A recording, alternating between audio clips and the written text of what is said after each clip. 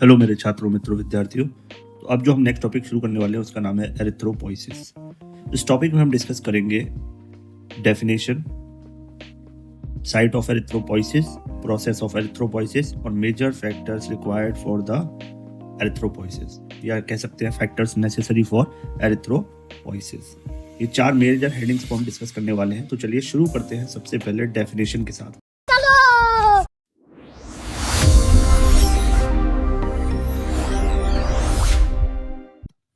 Definition में क्या दिया गया है मैं आपको बता दूं कि देखिए इसमें बताया गया 2 वर्ड्स, एरिथ्रोपोइसिस क्या है और हीमोपोइसिस या हिमेटोपोइसिस क्या है। तो देखिए एरिथ्रोपोइसिस का मतलब होता है आरबीसी का ओरिजिन, डेवलपमेंट और मैच्योरेशन, केवल आरबीसी का। और हिमेटोपोइसिस या हीमोपोइसिस ब्लड के सभी सेल्स के बारे में बात करता है, चाहे वो डब्ल्यूबीसी हो, प्लेटलेट्स हो या आरबीसी हो, यानी ओरिजिन, डेवलपमेंट, मैच्योरेशन सभी टाइप के सेल्स का जितने भी ब्लड में होते हैं। ठीक, अच्छा, हमको सिखा रिया है। तो इसके बाद नेक्स्ट टॉपिक जो है वो है साइट ऑफ एरिथ्रोपोइसिस। बताया गया है कि कब कब कहाँ कहाँ हमारे एरिथ्रोपोइसिस या आरबीसी की फॉर्मेशन होती है। तो सबसे पहले डिस्कस किया गया है फीटल लाइफ के बारे में। तो फीटल लाइफ में एरिथ्रोपोइसिस 3 स्टेजेस में होती है, पहले तो आप ये याद रखिए। पहली होती है मीजोब्लास्टिक स्टेज, दूसरी होती है हेपेटिक स्टेज और तीसरी होती है माइलॉइड स्टेज। मीजोब्लास्टिक स्टेज होती है फर्स्ट 2 मंथ में, है ना। पहले 2 मंथ में या पहले 2 मंथ जो होते हैं इंट्रा यूट्राइन लाइफ के, उसमें आरबीसी कहाँ बनती है? यॉर्क सैक के मीजनकाइम नाम सेल से। ठीक है, कहाँ पर? यॉर्क सैक के मीजनकाइम सेल्स में। हेपेटिक स्टेज में अगर मैं बात करूँ तो ये 3rd month of intrauterine life से शुरू होता है, और इसके बाद ये यॉर्क सैक वाला स्ट्रक्चर खत्म होकर ये सारा काम किसके हाथ में आ जाता है? लिवर में। इसके अलावा इसकी हेल्प कौन करता है? स्प्लीन और लिम्फॉइड ऑर्गन भी एरिथ्रोपोइसिस में इसकी थोड़ी कंट्रीब्यूट करते हैं। 3rd स्टेज है माइलॉइड स्टेज, जो last 3 month of intrauterine life में देखने को मिलती है। इस माइलॉइड स्टेज में आरबीसी की फॉर्मेशन रेड बोन मैरो और लिवर से होती है। क्लियर?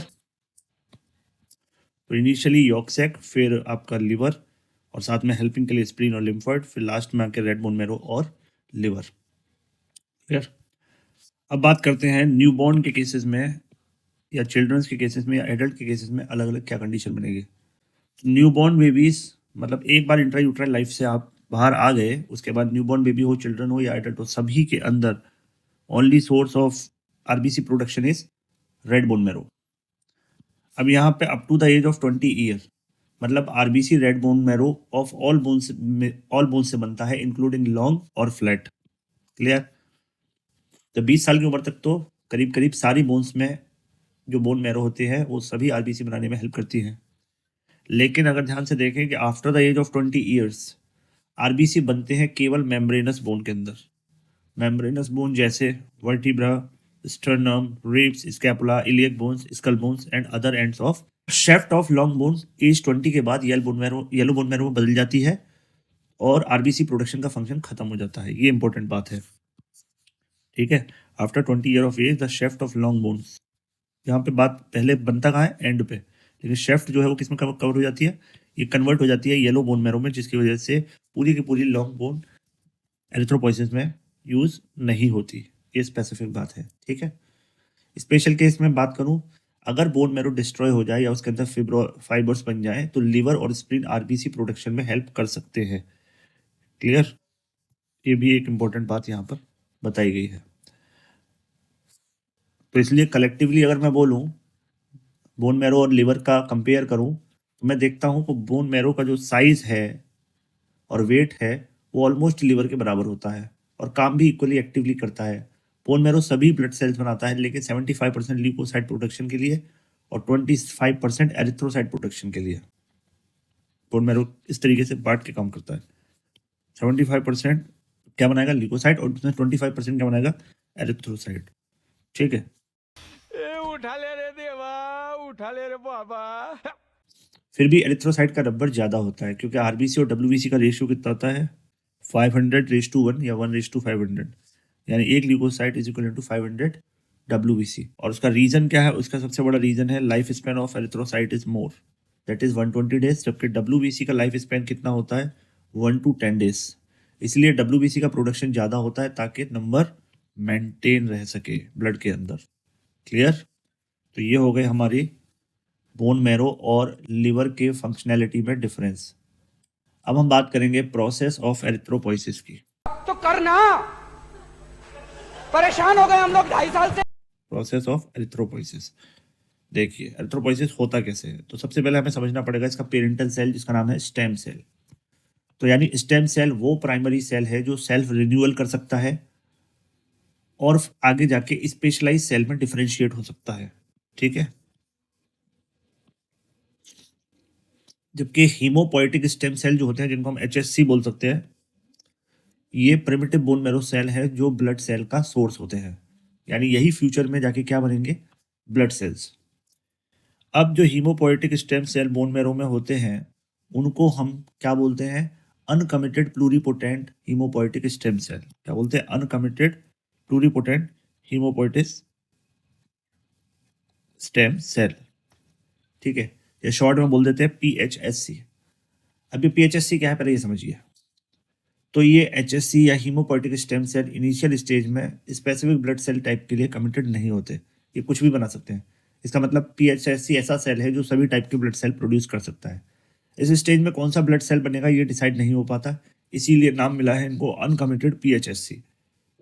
अब एडल्ट बोन मैरो में सिर्फ कुछ पीएचएससी होते हैं, लेकिन इसका बेस्ट सोर्स होता है अम्बिलिकल कॉर्ड का ब्लड, ये हमेशा याद रखें।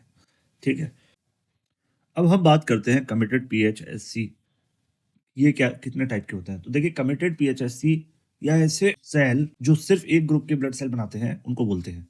अब इसमें दो कैटेगरी आ जाती है। हरिद्वार से आए हैं। या यहाँ किस लिए आए हैं? पहली आ जाती है लिम्फोइड स्टेम सेल जिनको एलएससी भी बोला जाता है, और दूसरी आ जाती है कॉलोनी फॉर्मिंग ब्लास्टोसाइट।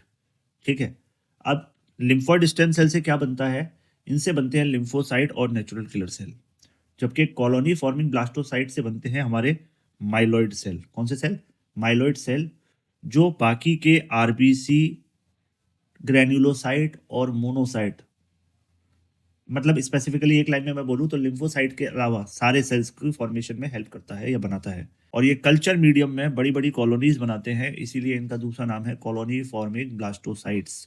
क्लियर। अब ये जो कॉलोनी फॉर्मिंग ब्लास्टोसाइट हैं वो 3 डिफरेंट टाइप की कॉलोनीज में सेल को बनाते हैं। क्लियर। पहला है कॉलोनी फॉर्मिंग यूनिट एरिथ्रोसाइट। ये वाली जो कॉलोनी है एरिथ्रोसाइट्स की वो किस में डेवलप होगी, केवल और केवल एरिथ्रोसाइट में। इसको हम शॉर्ट में CFU-E बोल देते हैं। जो colony forming unit granulocyte monocyte यानी CFU-GM, ग्रेन्युलो एंड मोनोसाइट, इनसे क्या बनेंगे, केवल और केवल granulocyte like neutrophil, basophil, eosinophil और मोनोसाइट। ये सब क्या देखना पड़ रहा है, अच्छा है मैं अंधा हूँ। और कॉलोनी फॉर्मिंग मेगाकैरियोसाइट जो है उसको बोलते हैं CFU-M, इससे बनते हैं प्लेटलेट्स या थ्रोम्बोसाइट। क्लियर। तो ये कॉलोनी में टोटल 3 ग्रुप हैं और तीनों ग्रुपों के नाम पता होने चाहिए।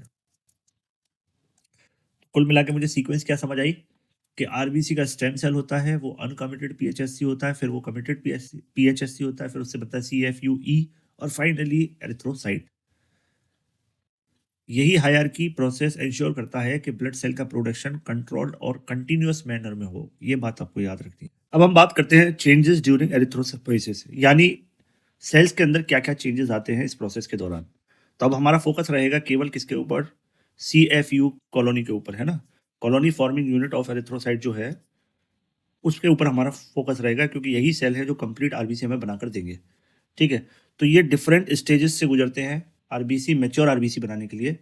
तो इनमें से कुछ इंपॉर्टेंट चेंजेस हैं जिनको हम 4 कैटेगरी में रख सकते हैं। सबसे पहला चेंज जो होता है वो रिडक्शन इन साइज होता है, यानी सेल का साइज ग्रेजुअली जैसे जैसे आरबीसी मैच्योर होगा इनिशियल स्टेज से, जैसे 25 माइक्रोन से लेकर 7.2 माइक्रोन तक कम हो जाता है। मतलब इनिशियली 25 माइक्रोन होता है और कम होते होते 7.2 तक पहुंच जाएगा। मतलब आरबीसी बनने के दौरान ये छोटा और कॉम्पैक्ट हो जाता है। दूसरा जो है वो है disappearance of nucleoli and nucleus, मतलब न्यूक्लियस और न्यूक्लियोलाई कंडेंस होकर डिसअपियर हो जाते हैं। मैच्योर आरबीसी ए न्यूक्लिएटेड हो जाता है, यानी इसके अंदर कोई न्यूक्लियस नहीं होता।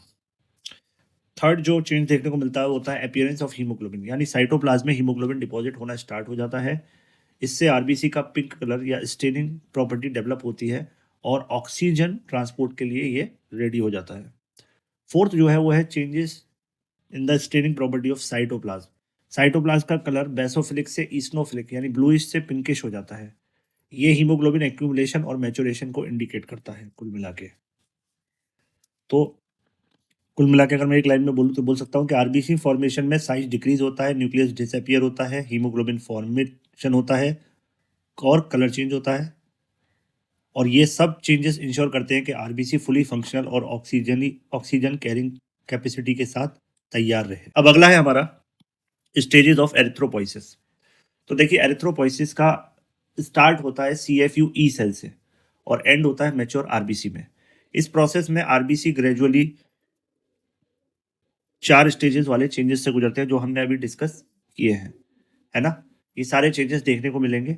अब इन स्टेजेस के नाम क्या है वो देखते हैं। यहाँ पर ये जो मैच्योर आरबीसी के बनने के लिए इस इमेच्योर एरिथ्रोसाइट को मैच्योर बनने के लिए 5 या 6 स्टेजेस से निकलना होता है, जिसमें पहली स्टेज का नाम है प्रो एरिथ्रोब्लास्ट या मेगेलोब्लास्ट बोलते हैं इसको, early normoblast, intermediate normoblast, late normoblast. तो यहाँ पे नॉर्मोब्लास्ट के 3 कंडीशन है, फिर है रेटिक्यूलोसाइट और लास्ट में आपकी मैच्योर्ड एरिथ्रोसाइट। ठीक है, तो चलिए पहली स्टेज की बात करते हैं। पहली स्टेज में क्या होगा, जिसको हम पेरो एरिथ्रोब्लास्ट या मेगेलोब्लास्ट भी बोलते हैं। तो CFU-E से ड्राइव होने वाले सबसे पहले सेल कौन सा है, पेरो एरिथ्रोब्लास्ट। ठीक, ये साइज में काफी लार्ज होता है, 20 माइक्रोन तक हो सकता है। न्यूक्लियस इसके अंदर लार्ज होता है जो ऑलमोस्ट सेल को ऑक्यूपाई करता है, और न्यूक्लियस में 2 या 2 से ज्यादा न्यूक्लियोलाई भी होते हैं। साथ में रेटिकुलर नेटवर्क भी प्रेजेंट रहता है। हीमोग्लोबिन यहाँ पर एब्सेंट रहता है, याद रखना, it does not contain haemoglobin. Clear. और साइटोप्लाज्म कैसा होता है, बेसोफिलिक इन नेचर। मल्टीप्लिकेशन की बात करें तो सेल डिवाइड होता है और अर्ली नॉर्मोब्लास्ट बनता है। तो ये सेल डिवाइड होकर प्रोएरिथ्रोब्लास्ट क्या बनाता है, नॉर्मोब्लास्ट, डिवाइड होकर, याद रखना। और अब हीमोग्लोबिन सिंथेसिस स्टार्ट हो जाएगा, लेकिन विजिबल होगा हमारी नेक्स्ट स्टेज में। कौन सी स्टेज है, वो स्टेज का नाम क्या है, इंटरमीडिएट नॉर्मोब्लास्ट स्टेज में। ठीक है, इसके बाद हमारा आता है अर्ली नॉर्मोब्लास्ट। अगली स्टेज कौन सी है, अर्ली नॉर्मोब्लास्ट। फिर है इंटरमीडिएट नॉर्मोब्लास्ट और लास्ट में है लेट नॉर्मोब्लास्ट। तीनों में क्या फर्क है जरा नोटिस करते हैं। देखिए अर्ली नॉर्मोब्लास्ट में साइज थोड़ा सा कम हो गया, अब ये पहले 20 था, अब कितना रह गया, 15 माइक्रोमीटर। न्यूक्लियोलाइट कंप्लीटली डिसअपियर हो जाएंगे, क्रोमेटिन नेटवर्क कंडेंस हो जाएगा। साइटोप्लाज्म बेसोफिलिक है, इसलिए बेसोफिलिक एरिथ्रोब्लास्ट भी कहलाता है। क्लियर। अर्ली नॉर्मोब्लास्ट का नाम क्या है, बेसोफिलिक एरिथ्रोब्लास्ट। और यही आगे जाके डेवलप होता है किसमें, इंटरमीडिएट नॉर्मोब्लास्ट में डेवलप होता है, डिवाइड नहीं होता। क्लियर। अब इसके बाद बात करें इंटरमीडिएट नॉर्मोब्लास्ट की, इसका साइज फिर से और रिडक्शन पे जा रहा है। ठीक है, न्यूक्लियस प्रेजेंट है, क्रोमेटिन नेटवर्क और डेंस हो जाते हैं। अभी भी न्यूक्लियस प्रेजेंट है ना, क्रोमेटिन नेटवर्क डेंस हो जाएंगे। अब धीरे धीरे हीमोग्लोबिन अपीयर होगा फर्स्ट टाइम। अब ये जो हीमोग्लोबिन है ये एसिडिक और बेसिक डाई दोनों से ही स्टेन हो सकता है, इसीलिए इस स्टेज पर सेल को मैं क्या बोलूंगा, पॉलीक्रोमोफिलिक या पॉलीक्रोमेटिक एरिथ्रोब्लास्ट भी बोल सकता हूं। और ये स्टेज जो है यही आगे जाके बनती है लेट नॉर्मोब्लास्ट स्टेज। इसमें साइज फिर से रिडक्शन की डायरेक्शन में जा रहा है, 8 से 10 माइक्रोन का साइज होता है इनका। न्यूक्लियस बहुत छोटा, और किस टाइप का होता है, इस टाइप के बहुत छोटे स्पॉट को हम इंक स्पॉट न्यूक्लियस भी बोलते हैं। तो लेट नॉर्मोब्लास्ट की एक कैरेक्टरिस्टिक है। ठीक है, इसके बाद बात करें हीमोग्लोबिन। हीमोग्लोबिन क्वांटिटी बढ़ती है, साइटोप्लाज्म ऑलमोस्ट अब धीरे धीरे कैसा हो जाएगा, एसिडोफिलिक हो जाएगा। इस स्टेज को हम ऑर्थोक्रोमिक एरिथ्रोब्लास्ट भी कहते हैं। कैसा, ऑर्थोक्रोमिक एरिथ्रोब्लास्ट भी कहते हैं लेट नॉर्मोब्लास्ट को। और ये final stage of late normoblast है, just before the next stage nucleus disintegrate and disappear. तो इसी लास्ट स्टेज पे हम देखते हैं कि न्यूक्लियस भी डिसअपियर हो जाएगा, और इस प्रोसेस को हम बोलते हैं पिक्नोसिस। क्या बोलते हैं, पिक्नोसिस। सेल रेटिकुलोसाइट स्टेज में डेवलप हो जाएगा फाइनली ये जो नॉर्मोब्लास्ट है। अब अगली स्टेज जो हमारे सामने है उसका नाम है रेटिकुलोसाइट या इमेच्योर आरबीसी भी बोलते हैं। ये स्लाइटली लार्जर होती है मैच्योर आरबीसी से। ठीक है, और अगर मैं देखूं तो यहाँ पर साइटोप्लाज्म में रेटिकुलर नेटवर्क होता है जो कि रिमेनेंट है किसका, सेल ऑर्गेनेज लाइक गोल्गी बॉडीज और माइटोकॉन्ड्रिया का। ठीक है, इसको स्टेन करने के लिए जो स्टेनिंग मटेरियल चाहिए उसको बोलते हैं हम सुप्रावाइटल स्टेन। क्लियर। न्यूबॉर्न में इसकी काउंट 2.6% ऑफ टोटल आरबीसी तक होती है ना, 2 to 6%। और एडल्ट में ये होती है अप्रोक्सीमेटली लेस देन 1%। कितनी होती है? Less than 1%। Increase in RBC production increase. ठीक। Basophil during first week, later the reticulo count remain constant at और below 1%। The number increase whenever production and release of RBC increase. अब ये 1% से down ही रहेगी। ठीक। अब reticulocyte कैसे होते हैं? बैसोफिलिक होते हैं। क्यों? Due to remnant of disintegrated cell organelles. और ये रेटिकुलोसाइट ब्लड कैपिलरीज में एंटर करते हैं बाय द प्रोसेस ऑफ अबे जल्दी बोल, कल सुबह पनवेल निकलना है। डायापेडेसिस। ये इंपॉर्टेंट बात है। ठीक है। इसके बाद धीरे धीरे जो रेटिकुलोसाइट है वो मैच्योर एरिथ्रोसाइट में कैसे कन्वर्ट होते हैं? कुछ चेंजेस के साथ। आप देखेंगे रेटिकुलर नेटवर्क कंप्लीटली डिसअपियर हो जाएगा, सेल का शेप बाइकॉन्केव हो जाएगा, साइज डिक्रीज होकर कितना रह जाएगा? 7.2 माइक्रोमीटर डायमीटर में रह जाएगा। साइटोप्लाज्म में केवल क्या मिलेगा मुझे? Haemoglobin, but without nucleus. अच्छा, इस पूरी प्रोसेस में टाइम कितना लगता है? 7 डेज का टाइम लगता है। कैसे? क्योंकि प्रो एरिथ्रोब्लास्ट से रेटिकुलोसाइट बनने में टोटल 5 दिन लगते हैं और रेटिकुलोसाइट से मैच्योर आरबीसी बनने में टोटल 2 दिन का टाइम लगता है। क्लियर? तो यहाँ पर अगर आप कंपाइल करें इस पूरी स्टेजेस को तो इस डायग्राम में देखेंगे कि स्टेजेस ऑफ एरिथ्रोपोइसिस में सबसे पहले था प्रो एरिथ्रोब्लास्ट, जिसमें सिंथेसिस ऑफ हीमोग्लोबिन स्टार्ट हुआ था लेकिन दिख नहीं रहा था, है ना। अर्ली नॉर्मोब्लास्ट, जिसमें न्यूक्लियोलाइट डिसअपियर हुआ। फिर इंटरमीडिएट नॉर्मोब्लास्ट, जिसमें haemoglobin start appearing. Late normoblast, जिसमें न्यूक्लियस कंप्लीटली डिसअपियर। लास्ट में रेटिकुलोसाइट या इमेच्योर स्टेज, इसमें रेटिकुलम फॉर्म हुआ था, सेल एंटर हुआ था कैपिलरीज में पहली बार, बोन मैरो से निकल के कहाँ गया? सर्कुलेशन में। फिर मैच्योर आरबीसी जो थी उसमें रेटिकुलम डिसअपियर हो गया और सेल ने क्या अटेन कर ली? कंप्लीट बाइकॉन्केविटी। तो ये बातें आपको याद रखनी है। ठीक है। अब अगला जो टॉपिक दे रखा है वो दे रखा है फैक्टर्स नेसेसरी फॉर एरिथ्रोपोइसिस, यानी हमारी बॉडी में एरिथ्रोपोइसिस परफेक्टली कराने के लिए कौन कौन से फैक्टर्स जिम्मेदार हैं, ये हमको देखना पड़ेगा। तो देखिए, आरबीसी के डेवलपमेंट और मैच्योरेशन की मैं अगर बात करूं तो इसके लिए कुछ इंपॉर्टेंट फैक्टर चाहिए और ये फैक्टर 3 कैटेगरीज में हम डिवाइड कर सकते हैं। कौन कौन सी? पहली फैक्टर में लेंगे हम जनरल फैक्टर्स को, दूसरे में मैच्योरेशन फैक्टर और तीसरी कैटेगरी में आ जाते हैं factors necessary for haemoglobin formation. ठीक है। तो यहाँ पर सबसे पहले मैं जनरल फैक्टर्स की बात करता हूँ। तो जनरल फैक्टर्स में सबसे बड़ा फैक्टर है वो कौन सा है आपका जनरल फैक्टर्स में? वो है एरिथ्रोपोइटिन नाम का hormone, thyroxine hormone, haemopoietic growth factor और वाइटामिन्स। ये सब जनरल हैं। ठीक है। अब हम एक एक करके इनको डिस्कस करेंगे। जनरल फैक्टर वो फैक्टर हैं जो आरबीसी की फॉर्मेशन को इनिशिएट या एक्सीलरेट करते हैं। पहले तो ये बात क्लियर होनी चाहिए। तो एरिथ्रोपोइटिन को हम शॉर्ट में ईपीओ भी बोल देते हैं। क्या बोल देते हैं? ईपीओ। ये सबसे इंपॉर्टेंट जनरल फैक्टर है। इसको हार्मोन भी कहते हैं या एरिथ्रोसाइट स्टिमुलेटिंग फैक्टर भी कहते हैं।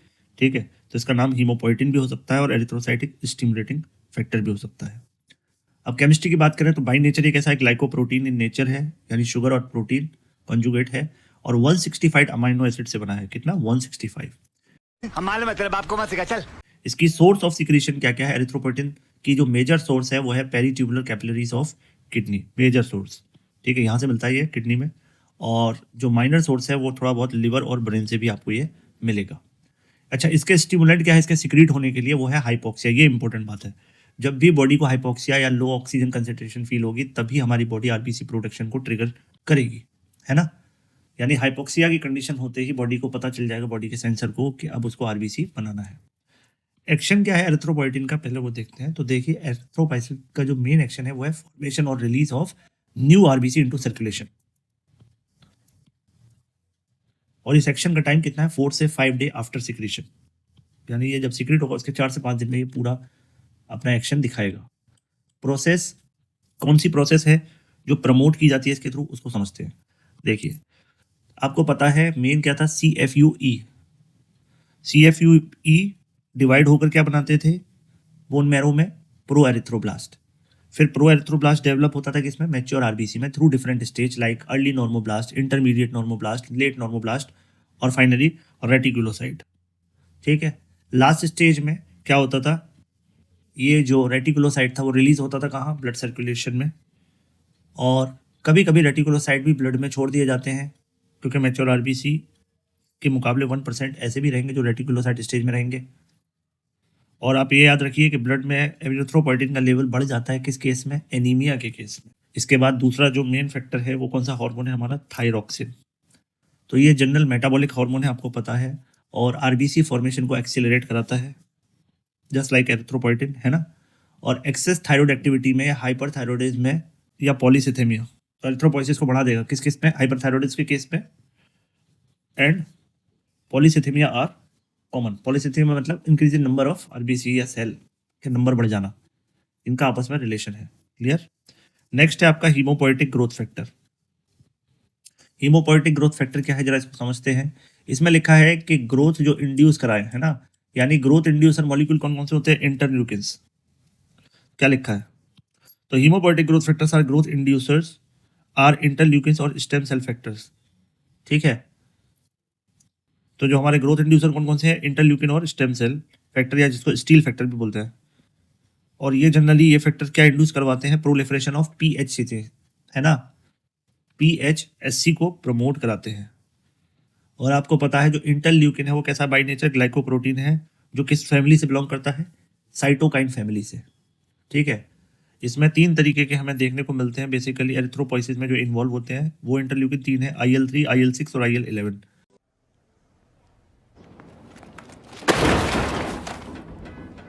इनकी लोकेशन ऑफ सिक्रीशन जरूर पता होना चाहिए। IL-3 जो है, इंटरल्यूकिन 3 जो है वो टी सेल से सिक्रीट होता है, IL-6 भी टी सेल से, साथ साथ एंडोथीलियल और मैक्रोफेजेस से। IL-11 जो है वो सिक्रीट होता है ऑस्टियोब्लास्ट सेल से। ठीक है, तो ये इंटरल्यूकिन पीएचसी को डिवाइड और डिफरेंशिएट कराने में काफ़ी हेल्प करते हैं, इसीलिए इनको हीमोपोएटिक ग्रोथ फैक्टर भी कहा जाता है या ग्रोथ इंड्यूसर भी कहा जाता है। इसके बाद बचते हैं हमारे वाइटामिन्स। विटामिन की डिफिशियंसी से क्या होगा, एनीमिया और उससे एसोसिएटेड डिसऑर्डर। तो एरिथ्रोपोइसिस में जो मेन यूज होते हैं वो है बी, सी, डी, ई, 4 विटामिन। क्योंकि विटामिन बी की अगर डिफिशियंसी हो गई तो एनीमिया प्लस पेलेग्रा देखने को मिलेगा, मतलब स्किन के disease, diarrhoea, weakness, nervousness, dementia, ये सारे कैरेक्टर देखने को मिलेंगे, है ना। भूलने की बीमारी को हम डिमेंशिया कहते हैं। विटामिन सी अगर होगा तो ये एनीमिया के साथ साथ क्या कॉज कराएगा, स्कर्वी। ठीक है, इसको bleeding gums, poor wound healing, bone in the pain in the bone, और ये लिथार्जी जैसी चीज़ें देखने को मिलेंगी बॉडी में, इमोशनल चेंजेस। विटामिन डी में क्या होगा, एनीमिया तो होगा ही, साथ में रिकेट्स भी हो जाएगा जो बोन्स का डिसीज है। और विटामिन ई की डिफिशियंसी में क्या होगा, एनीमिया के साथ साथ मेल न्यूट्रिशन भी देखने को मिलता है। तो हमको अपनी विटामिन की लेवल्स का ब्लड में ये भी काफ़ी ध्यान रखना है, क्योंकि ये हमारे ब्लड फॉर्मेशन में काफ़ी इंपॉर्टेंट फैक्टर है। क्लियर। अब हम बात करते हैं मैचुरेशन फैक्टर की।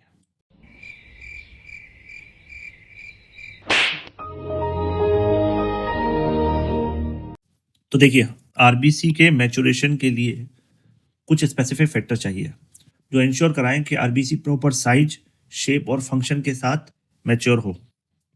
और उस चीज़ के लिए सबसे ज़्यादा मेन इंपॉर्टेंट है विटामिन B12, या जिसको हम साइनोकोबालेमिन भी कहते हैं। क्या बोलते हैं, साइनोकोबालेमिन। इसके बारे में अगर हम देखें, दूसरा जो इसमें है वो है आपका इंट्रिंसिक फैक्टर ऑफ कैसल, और तीसरा होता है फॉलिक एसिड, है ना। 3 चीज़ें मेन है आपके सामने मैचुरेशन फैक्टर के लिए। तो सबसे पहले मैं विटामिन B12 की बात कर रहा हूँ। तो विटामिन B12 का रोल क्या है, सबसे पहले ये खत्म होना चाहिए हमारा।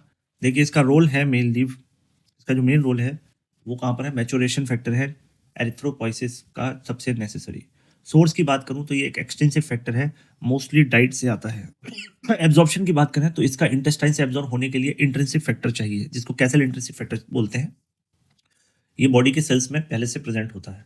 इसकी स्टोरेज कहाँ होती है विटामिन B12 की, मोस्टली लिवर और थोड़ी बहुत मसल्स में।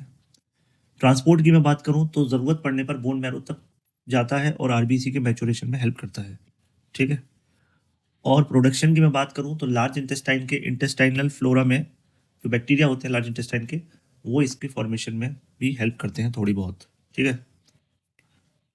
इसके अलावा अगर मैं इसके एक्शन की बात करूं तो विटामिन B12 डीएनए सिंथेसिस के लिए एसेंशियल है ना। किसके लिए, डीएनए सिंथेसिस। इसकी डिफिशियंसी होगी तो आरबीसी का मैचुरेशन होना मुश्किल है, क्योंकि सेल डिवीजन भी रिड्यूस हो जाएगा। सेल लार्ज होंगे, फ्रेजाइल हो जाते हैं, इसीलिए कैसा एनीमिया होता है, मैक्रोसाइटिक एनीमिया। ठीक है, large cell with fragile body. ठीक है। और विटामिन B12 की डिफिशियंसी होने वाले एनीमिया को हम परनीशियस एनीमिया भी बोलते हैं। इसीलिए B12 का दूसरा नाम क्या है? Anti pernicious factor. क्या नाम है? Anti pernicious factor. अब जो दूसरा मेन फैक्टर है वो है कैसल इंट्रिंसिक फैक्टर। इसकी सोर्स क्या है? कहाँ बनेगा ये? गैस्ट्रिक म्यूकोसा में, यानी इंटरनल लाइनिंग ऑफ स्टमक में बनेगा। कौन से सेल में? पैराइटल सेल्स में। रोल क्या है? B12 के एब्जॉर्प्शन में ये हेल्प करेगा। ठीक है, B12 के एब्जॉर्प्शन में हेल्प करेगा इंटेस्टाइन के अंदर। ठीक है, डिफिशियंसी क्या होगा? डिफिशियंसी से भी, इसकी डिफिशियंसी से भी परनीशियस एनीमिया होगा, क्योंकि उसके बाद विटामिन B12 ठीक से एब्जॉर्ब नहीं होगी। कॉज ऑफ डिफिशियंसी क्या हो सकता है? ये डाइट में या तो किसी बंदे को सीवियर गैस्ट्राइटिस है, या उसके अल्सर हो रखे हैं, या गैस्ट्रेक्टमी हो रखी है। इन तीनों केसेस में ये फैक्टर कम बनेगा या एब्सेंट होगा, जिसकी वजह से B12 अल्टीमेटली अफेक्टेड रहेगा, उसका एब्जॉर्प्शन। एक और वर्ड है यहाँ पे, हिमाटिनिक प्रिंसिपल। हिमाटिनिक प्रिंसिपल क्या है? बेसिकली ये प्रिंसिपल इंट्रिंसिक फैक्टर और विटामिन B12 के एक्शन से डेवलप होता है। इसको एंटी एनीमिया प्रिंसिपल भी कहते हैं, और ये मैच्योरेशन फैक्टर की तरह काम करता है। या आरबीसी के मैच्योरेशन के लिए एसेंशियल फैक्टर है। लास्ट है आपका फॉलिक एसिड। इसका रोल भी कहाँ पर है? डीएनए सिंथेसिस के लिए है। ठीक है, डिफिशियंसी क्या कॉज कराएगा? डीएनए सिंथेसिस डिक्रीज हो जाएगा, आरबीसी मैच्योर नहीं हो पाएगा, सेल का साइज यहाँ भी बड़ा हो जाएगा, जिसकी वजह से उसको बोलते हैं मेगेलोब्लास्टिक या प्रो एरिथ्रोब्लास्टिक स्टेज का एनीमिया। और डिफिशियंसी को भी हम यही नाम देते हैं, megaloblastic anaemia, due to folic acid deficiency. Clear?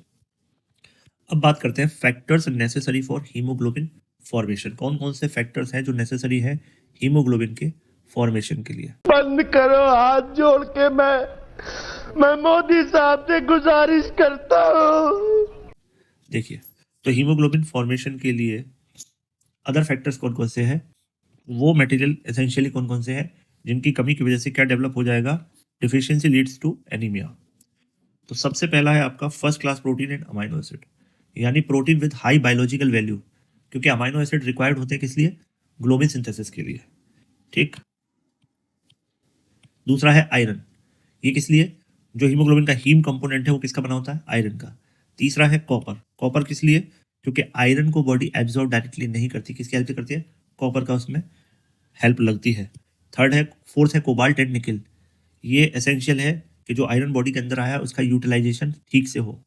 और वाइटामिन में विटामिन सी आयरन के एब्जॉर्प्शन को बढ़ा देती है। इसके अलावा राइबोफ्लेविन, निकोटिनिक एसिड और B6 पायरिडॉक्सिन, है ना, B6 यानी पायरिडॉक्सिन, ये एसेंशियल होती है हीमोग्लोबिन सिंथेसिस के लिए।